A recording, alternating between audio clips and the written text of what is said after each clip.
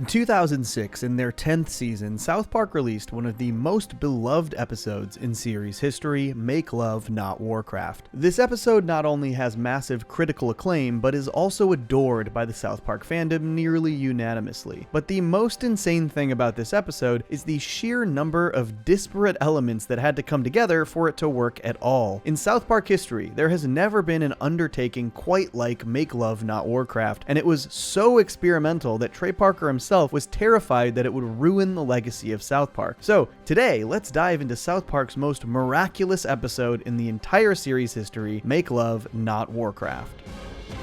Hey, this video is brought to you by two things today. One is my official compilation channel, Johnny Too Cozy, where I'm re-editing tons of my old videos into themed compilations, long videos that are great for sleeping or drawing. And second, my wonderful patrons who get tons of extra content exclusive to Patreon. We're currently in the middle of season 2 of our BoJack Horseman audio commentaries. Check those out if they interest you. Thank you so much for your support. I couldn't do it without viewers like you. Though it aired in Season 10, Make Love Not Warcraft was actually first conceptualized in 2005 during Season 9, right around the time that Trapped in the Closet first aired. While trying to come up with concepts for the 2 remaining episodes of the run, Trey noticed a lot of the members of South Park Studios were playing a game in their downtime. We had the idea to do this show for a long time because so many people in our office played this game, World of Warcraft, including me. But when Trey initially pitched the idea, he thought the animation team would have to make their own fake MMORPG, a huge undertaking, basically requiring a massive amount of original 3D modeling. In an interview with machinima.com back in 2006, South Park producer JJ Franzen described the circumstances surrounding the initial pitch. That would have given us roughly 2 weeks to do the episode, not to mention we'd still have to produce a 6th episode while working on it. It was pretty much unanimous that we could not possibly develop, model, texture, rig, and light several MMO-style locations and characters in 2 weeks. Even we have our limitations. JJ eventually pitched to Trey the idea of actually using World of Warcraft and shooting those sequences in-game, a la machinima, something that would save massive amounts of production time and give the episode that World of Warcraft authenticity. They even contacted Blizzard, World of Warcraft's studio, who was fully on board to help the team out, lending 3 members to help with their production experiment. Though the tests were fruitful, ultimately Trey decided it wasn't quite flexible enough to do what he needed. JJ described this in the machinima interview as well. The biggest problem that we found was that Trey wanted to have exact lip sync and a great deal more expressiveness and acting out of the characters than was really possible using in-game emotes. So the episode was tabled with the idea that we'd probably have to develop everything ourselves in order to get the level of detail and expressiveness that Trey required. So during Season 9, the episode idea was tabled, but when gearing up for Season 10 the following year, they decided to explore it one more time. They determined that they should definitely be using in-game footage for authenticity's sake, but they also are going to need more detailed character rigs in their animation software, Maya, so that they can manipulate the lip sync and character actions/expressions more specifically. They opted to start building their own character models and ask Blizzard if they can utilize their assets to speed things up. We came up with the idea of let's just ask Blizzard if they'll give us their characters and we can put lip sync on them, you know. And fortunately for the team at South Park Studios, Blizzard was not only incredibly eager to work with them on the project, but their entire character animation workflow was also done in Maya. JJ spoke on this in the machinima interview as well. Luckily, they also use Maya to do their in-game character animation, which meant we would be able to just grab their files and go, in theory. So we asked them for a couple of their Maya character rigs to test with. Less than 7 hours later, we had male and female models for every race in the game, all fully rigged with every single animation cycle already assigned. It was exactly what we needed to get started. Actually, it was pretty cool because the way that our show works, all of our animators were able to animate, just import their characters from the game and then animate them. If it isn't clear yet, this entire idea was just a really ambitious and monumental undertaking, and every step of the way the cards just happened to be falling into place. And shooting the in-game footage was an entirely different process than what they were used to. It was kind of like directing a live action shoot. You're just sitting there going, okay, everyone run over here, and they would just all do it within the game, and we'd capture that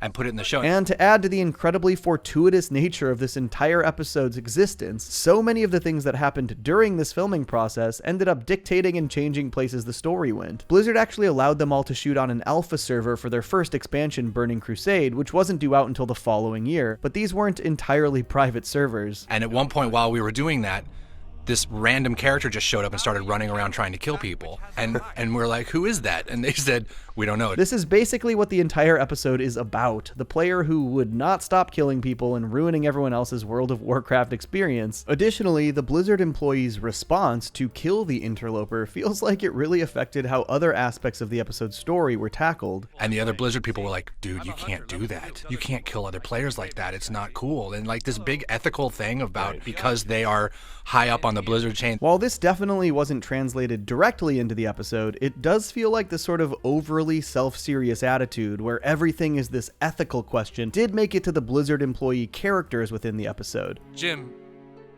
your kids' characters are already dead. They just started playing! But even with all of these aspects of production going shockingly well along the way, when it came time to release the episode, Trey had massive reservations. To be fair, Trey has talked at length about how he feels this way about many episodes, but he talked about this one in particular in an interview back in 2016. And I was like, please, I was begging Anna, I was like, do not let this go on the air because I don't want the South Park legacy to be ruined, and this show is going to ruin it because it's so bad. So even after all of the work they put into it, Trey genuinely begged the network not to air the episode. And luckily, he was ignored, because the reaction was absolutely massive. Make Love Not Warcraft is very easily one of the most popular episodes in the show's history. But why is this episode this well regarded? It's incredible that after all of the good fortune in its production, and even after Trey's fears that it was the worst episode they'd ever made, it was this well received pretty much unanimously. And I think there are a few reasons for that. One, it is just an inarguably excellent episode of South Park. It leans into what I consider to be the perfect South Park formula. It starts with the kids just wanting to do something simple. They want to play video games with their friends, a fun thing that kids want to do. And then that plan flies completely off the rails the further the episode goes on. And I think the escalation works so great in this episode. You can feel their frustrations when they keep getting killed by this mysterious character, and if you're remotely familiar with the addictive nature of online video games, you can fully understand how devastating this would be. The past 4 nights we've tried to play, he shows up and kills us. He killed my character right in the middle of a quest. Mine too! On top of employing that perfect South Park formula, it's one of the earliest instances of Randy trying so hard to stay relevant, something that would become a primary part of his character as the show went on. Randy, you working on that sediment analysis? Not now, Nelson. I just joined a big party of night elves and we're going to explore the Tower of Azora together. Honestly, even though he's not a major part of this episode, they utilized Randy so perfectly. Most of my favorite comedic moments are his scenes, like when he dies in the game in Stan's arms.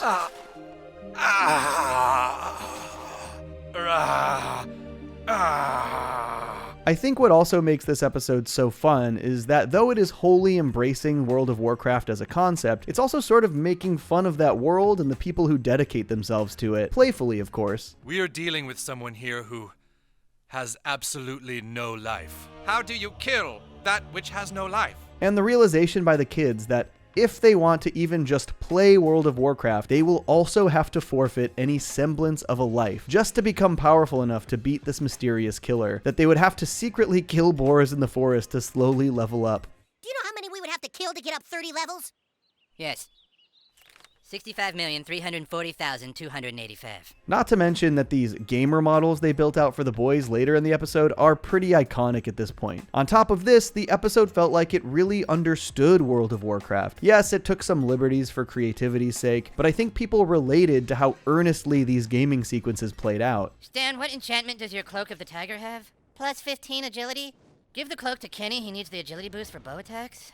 Okay. And I think most importantly, the episode just struck at the exact right moment. South Park has always been pretty good at pulling things from popular culture and amazing the audience at the swiftness and accuracy of their depiction. But this wasn't even particularly quick. World of Warcraft was 2 years old by the time the episode aired, but its popularity was skyrocketing. They had just been gearing up for their first of many expansions, and I specifically remember at the time that truly most of my friends were playing World of Warcraft. It really felt like everyone I knew was playing WoW, and then I turned on my TV and hey, so are the 4 South Park boys. It just captured that moment so perfectly. And on top of this, the simple novelty of seeing the actual World of Warcraft and its character models in South Park went such a long way. Something that most people hadn't even considered was a possibility, and it was executed really well. And it is still, to this day, one of our most famous episodes that people will cite as one of the best of all time. And I literally wanted to kill myself over that episode. It's crazy. And honestly, Trey is almost underselling how popular and successful this episode is here. When it aired, it received massive praise across the board, including a 9.3 rating on IGN. The following year, it won them their 2nd ever Emmy Award, and the first for a specific episode. Just a few years ago, in 2021, South Park ran a massive online fan poll called South Park Epic Episodes, and Make Love Not Warcraft ended up winning the entire thing, beating out one of the most iconic episodes in the show's history, Scott Tenorman Must Die. Honestly, Make Love Not Warcraft isn't really a personal favorite of mine, but it is such a solid episode, and I think the ambition and timing are absolutely undeniable. Not only is it just beautifully executed, employing my personal favorite South Park formula, but it also utilizes side characters like Randy flawlessly, and culturally, it truly just had everything going for it, fully embracing the zeitgeist of 2006. So many things had to go perfectly right for this episode to even be made, let alone turn out the quality that it did. But the ambition paid off, and it took the world by storm. Make Love Not Warcraft is not just a great episode of South Park, it is a miracle.